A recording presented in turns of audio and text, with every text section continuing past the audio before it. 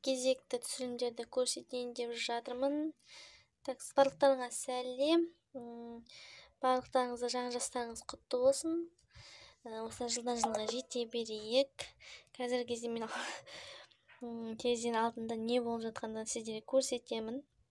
Бүгінгі істеген жұмысым менде. Так, мына жерде баклажан. Баклажанды сізге көрсеттім жоқпын ба білмеймін. Так, қашан еккенімді айтайын қазірге. Так, мен уақытын жазбаған екенмін. Где-то февральда ектім ау деймін. Міне, осы 5-еуін еккенмін, 4-еу шықты. Сонда мен бүгін отырғыздым міне. 1, 2 және міне 3, 4 міне.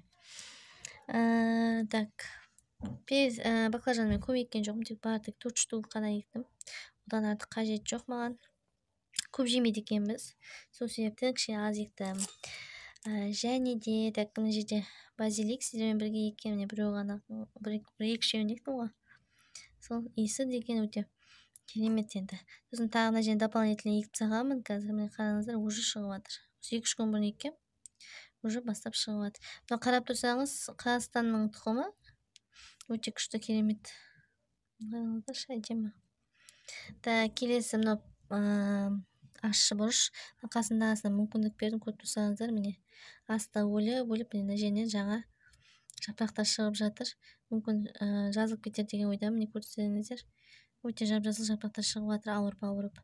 Но әлі сол күйі өспей жатыр. Ертең кішкене күн жылынғасын басқа ауыстырамын деп ойлап отырмын. Одан кейін мына жерде петуния. Бұл да кішкене ауырған. Мына жерде барлық помидорларды лақтыруға қимай тұрмын. Су жоқ, міне ойып қалған. Мына жерде мынау мята. Мята да өте кішкентай, жай өседі екен. Келесі, мына жерде мынау перецтер жайлап шығып жатыр. Так, мынау помидор. Помидорда әртүрлі несі, сортқа байланысты еккен болатынмын. Так, мынаның ішінде әзір емес жоқтар тұр, бірақ жайлап шығып жатыр. Так, бұл жерде бұл не? Лук-пари. Так, лавандамызды көрейік қазір. Так, лаванда міне. Ішіне бір помидор шығып кетті. Ол помидор қайдан тап болған, құдай білсін. Топырақта болды ма? Міне жайлап кішкене шығып жатыр. Кішкене күн керек енді бұған. Күнге қарай кеуіп қала ма деп күнге қарай шығаруым керек. Мына жерде келесі көрсетейін. Мына дельфиниум әлі шыққан жоқ, өте көп шығады. Так, мына жерде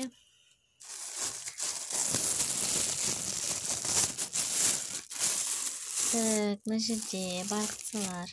Мынандай туалетіне болма екенмін, топырақсыз. Міне жайлап шығады. Және сізден бірге осындай немен петунияны еккенмін ғой. Міне қараңыздар.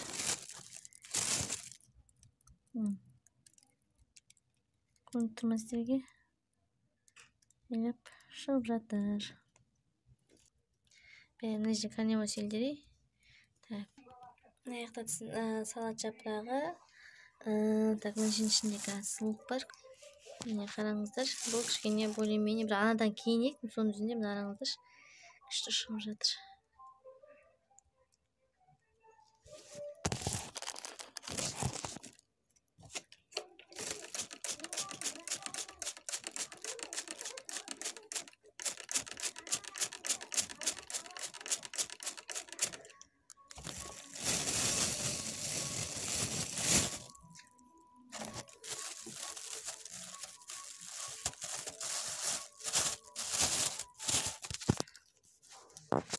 Так, мына жерде осында ең бір шеккен сіңірі. Көрсетейін. Әлі отырғызған жоқпын, себебі күн жылынбай жатқасын. Бірақ бұны ең бір шектен өте жай өтетін болғандықтан. Білмесеңіздер болады. Мына жердегі мынандай помидорларды қазір көрсетейінші. Мынандай помидорларды барлығын құртып тастап жатырмын. Реттестіріп қоямын қазір. Последняя кукуруза.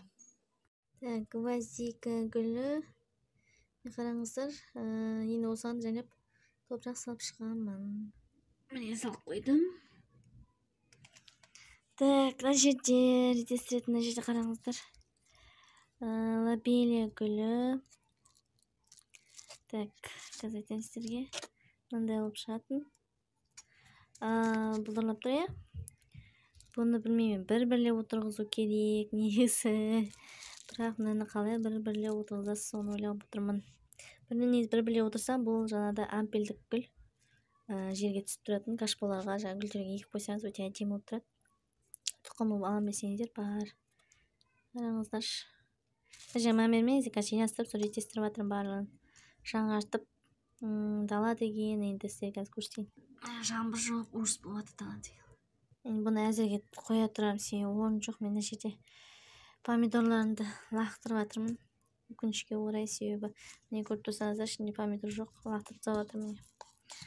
Орын алып жатыр. Мына жерде тағы помидор бар, міне. Бұл гибрид. Үлкен болатын да. Балконда емес, үлкен болатын помидор. Соны отырғызамын. Сол себепті мына жерді ыңғайластырып, босатып жатырмын. Міне керемет қылып жинастырдым, ортаға орын қалды.